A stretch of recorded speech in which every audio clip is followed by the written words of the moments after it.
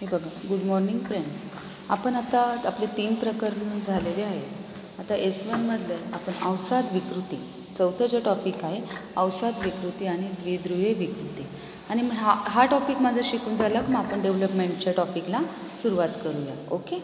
आता यामध्ये अवसाद विकृती म्हणजे किंवा द्विध्रुवीय विकृती हे याचा आपल्याला अभ्यास करायचा आहे. अवसाद डिप्रेसिव्ह डिसऑर्डर म्हणजे मानवाचे जीवन जे काही आहे ना, सुख आणि दुःखाने भरलेले असते.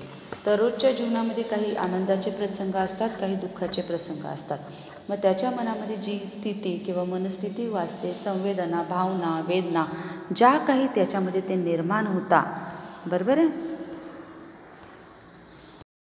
हे बघा विद्यार्थ्यांना, आता जेव्हा आपण अवसाद विकृती जी काही आहे किंवा याच्यामध्ये ज्या काही गोष्टींचा आपण अभ्यास करतो की अवसाद म्हणजे काय होतं की व्यक्ती एकदम दुःखाने, एकदम कष्टाने, एकदम याच्यामध्ये जी मुरून जाते किंवा त्याला त्यांनी काय म्हटलेले अवसाद विकृती असे म्हटलेले. पण मग आता अवसाद विकृती म्हणजे काय? अपघात. आता व्याख्या ज्या काही आहेत, अपघात. आता जेव्हा अवसाद विकृतीची जी काही व्याख्या करण्यात येते, अपघात, एखाद्या व्यक्तीचा मृत्यू किंवा मानसिक धक्का किंवा शारीरिक परिवर्तन किंवा व्यक्तीचे दीर्घकाळ नैराश्य भावना अनुभवते किंवा व्यक्तीला दीर्घकाळ नैराश्यग्रस्त, हताश, उदासीन, विषण्ण, खिन्न असं दिसतं.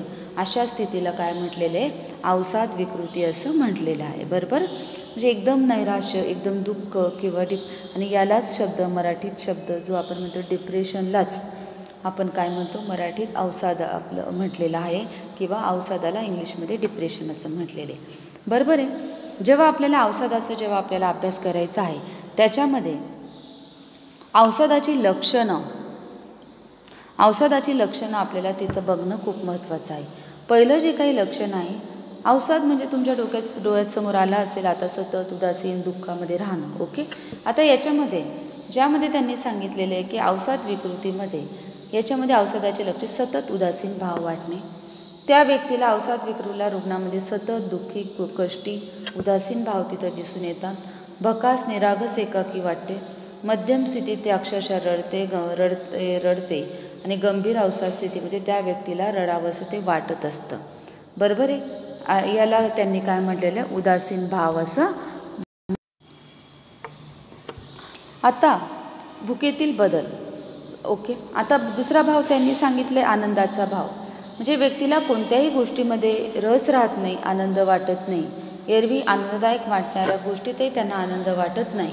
आनंददायक गोष्टी, मनोरंजन, खाण्यापिण्याच्या क्रिया, संगीत, लैंगिक क्रिया, मनोरंजन ह्या आनंददायक क्रियांमध्ये देखील त्यांना रस वाटत नाही. असे ज्यांचा काही त्यांचा जसा काही आनंदच तिथं हरपलेला असतो, अशा प्रकारे त्यांना त्यांच्या भावना ह्या तिथं तयार होत असतात. म्हणजे अशी लक्षणं तिथं काय होतात दिसत असतात. ओके. आता पुढचं त्याच्यामध्ये त्यांनी सांगितलेलं आहे भुकेतील बदल. अवसाद स्थितीमध्ये व्यक्तीला खूप थकल्यासारखे वाटते. या स्थितीत व्यक्तीची भूक ही कमी होते. व्यक्तीला काही खावेसे वाटत नाही. परिणामी त्यांचे वजन ही कमी होते. या उलट काही रुग्णांना अवसाद स्थितीमध्ये खूप भूक लागत असते. त्याचा परिणाम ते म्हणजे खूप खातात. म्हणजे यामध्ये बघा, रुग्ण जे काही आहेत दुःखामध्ये बदल होतात, त्यांच्यामध्ये भुकेमध्ये तिथं बदल होता. अशा स्थितीमध्ये त्यांना खूप थकल्यासारखे वाटते. त्यांची भूक तिथं कमी होते. त्या व्यक्तींना तिथं खावंसं वाटत नाही. उलट त्यांना अवसाद कमी असं वाटतं. उलट काही रुग्णांना अशा स्थितीमध्ये खूप भूक लागते. याचाच परिणाम म्हणजे ते काय होतं, कधीकधी खूप खाता किंवा खूप कमी खाता आणि त्यांचं वजन खूप वाढतं. बरोबर आहे. याच्यामध्ये त्यांनी सांगितलं चेंज ऑफ टू हंगर्स किंवा भुकेतील बदल हा तिथं निर्माण होत असतो. नंतर त्याच्यामध्ये त्यांनी सांगितलं की मनोकारक दोष. आता मनोकारक दोषामध्ये त्यांनी सांगितलं की व्यक्तीलाच खूप तिथं थकल्यासारखे वाटते. व्यक्तीच्या सर्व प्रतिक्रिया मंदावल्यासारख्या दिसतात. साधे बोलणेही त्यांना कष्टदायक तिथं वाटत असते आणि रुग्ण सावकाश आणि तिथं काय होतं कमी बोलत असतो. बरोबर आहे. दुसरा पॉईंट त्याच्यामध्ये सांगितले लॉस ऑफ एनर्जी. रुग्णाला व्यक्ती आपण सर्व ऊर्जा शक्तीचा ऱ्हास केला आहे असे वाटते. दररोजच्या काळामध्ये त्यांना ब्रश करणे, आंघोळ करणे, कपडे बदलणे हे सुद्धा त्रासदायक तिथं वाटायला लागतं. अपराधीपणाची भावनाही त्यांच्यामध्ये निर्माण होते. मी पापी आहे, मी वाईट आहे, मी वाईट कृत्य करतो, मी जगण्यास लायक नाही, अशा व्यक्तीच्या मनामध्ये तिथं काय होतात व्यक्तीच्या मनात असे विचार तिथं येत असतात. 7वा भाग त्यांनी सांगितलेला आहे विचार प्रक्रियेमध्ये दोष. एखाद्या गोष्टीवर जर लक्ष केंद्रित करणे किंवा काही आठवणे किंवा सुसंगत करणे याच्याबाबत कष्ट विचार प्रक्रियेमध्ये मग काही त्यांना नकारात्मक असे प्रकार तिथं निर्माण होतात. कधीकधी त्या व्यक्तीच्या आत्महत्येचे विचार निरर्थक अधिक विचार हे तिथं मोठ्या प्रमाणात येत असतात. बरोबर आहे. आता याच्यामध्ये बघा, जेव्हा आपण याच्यामध्ये हा जो काही प्रकार आहे आत्महत्येविषयक विचार हा तिथं महत्त्वाचे, अशी जी काही लक्षणं आहे सतत उदासीन भाव, आनंदाचा अभाव, भुकेतील बदल, मनोकारक दोष, ऊर्जा ऱ्हास, अपराधीपणाची भावना हे त्याच्यामध्ये येत असतं. पुढचा घटक त्यांनी सांगितलेला आहे अपराधीपणा किंवा विघातक दृष्टी. आता याच्यामध्ये बघा, याच्यामध्ये जेव्हा वेगवेगळ्या प्रकारे गंभीर अवसाद, मेजर डिप्रेसिव्ह, डायस्थेमिक डिसऑर्डर किंवा मासिक पाळीतील स्रावातील हे अशा प्रकारचे अवसादाचे प्रकार हे तिथं दिसत असतात. आता पुढचा जो प्रकार आहे की डिस्क्रिप्टिव्ह मूड डिसर्जलिक डिसऑर्डर किंवा विघातक अनियमित भाव विकृती. आता याच्यामध्ये बघा, ही विकृती अत्यंत बाल्यकालीन आहे.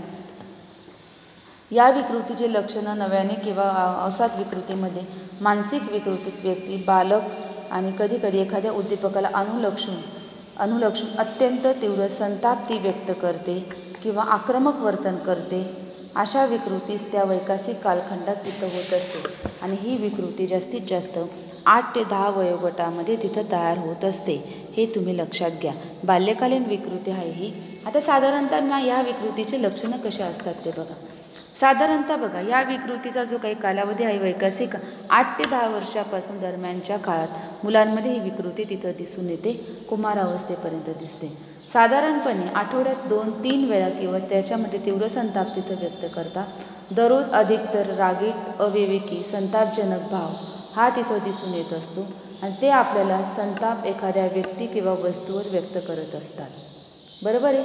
रुग्णाची अशी रागीट, चिडचिड अवस्था किंवा मनस्थिती किंवा पालक, शिक्षक, समवयस्क ते तिथं ओळखू लागतात आणि काही कालावधीनंतर काही 12 महिने किंवा अधिक काळ ही विघातक अनियमित विकृती जी काही आहे ती तिथं जास्तीत जास्त त्या व्यक्तीला तिथं येते. आता मग याच्यामध्ये त्यांनी हे सांगितलेलं आहे की ह्या विकृतीमध्ये म्हणजे याच्यामध्ये काय होतं, ती व्यक्ती संताप करते किंवा हे करते आणि एक त्या अनुषंगाने ती तीव्र संताप तिथं व्यक्त करत असते. ओके. आता नकारात्मक विरोधात्मक उद्दामपणाचा दोष, यामध्ये हा दोष हा तिथं मोठ्या प्रमाणात तिथं दिसून येत असतो. त्यामध्ये बघा, आता म्हणजे हा प्रकारही त्याच्यामध्ये येतो. ऑपोजिशनल ऑफ डिसऑर्डर, नेहमीच नकारवृत्ती, विरोध दर्शवणे, शत्रुत्व, बंडखोर, उद्दाम वर्तन करणे, विरोधपणा, उद्दामपणा, ही विकृती, पालक, शिक्षक, उपदेश हे प्रकार त्याच्यामध्ये दिसत असतात.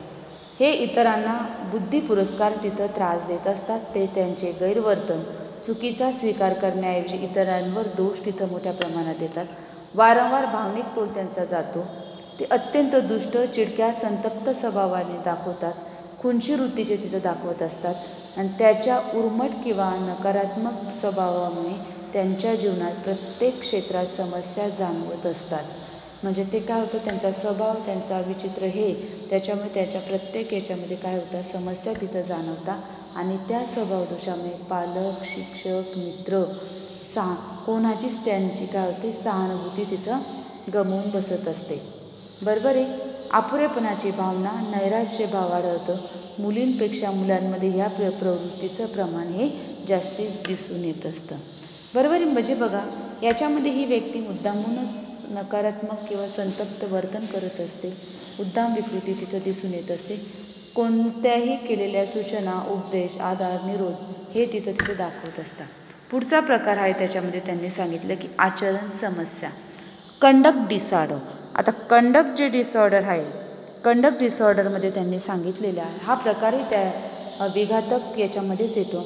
बालकाचे जे 15 वर्षाच्या आतील मुलांचे जे काही समाजातील नीती नियम, कायद्याचे उल्लंघन करणारे, बालगुन्हेगारी, त्रासदायक, इतरांहून लहान सहान वस्तू चोरणे, उडाणपणा, टप्पूपणा, शाळेला वारंवार बुट्टी मारणे, घरातून पळून जाणे, वारंवार खोटे बोलणे, बालगुन्हेगारी करणे, प्राण्यांशी क्रूर वर्तन करणे, आचरण समस्या करणे, अशा प्रकारचे जे काही विकृती येतात त्याला कंडक्ट डिसऑर्डर असं म्हटलेले आहे. त्यालाच त्यांनी आणि या विकृतीला काय म्हणतात, attention defect hyper activity disorder किंवा ADHD.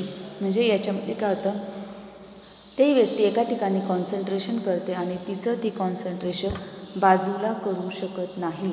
यालाच त्यांनी काय म्हटलेले आहे, attention defect hyper activity disorder ADHD. म्हणजे हे बघा असा हे प्रकार आहेत आणि त्याच्या वर्तनावर तिथं कंट्रोल करणं हे तिथं खूप महत्त्वाचं. म्हणजे एका व्यक्तीच्या 8 ते 10 वर्ष वयोगत होते त्या एखाद्या घटकाबाबत ती तीव्र संताप ती व्यक्त करायला सुरुवात करते आणि तिला तिथं सवय तिथं पडून जाते.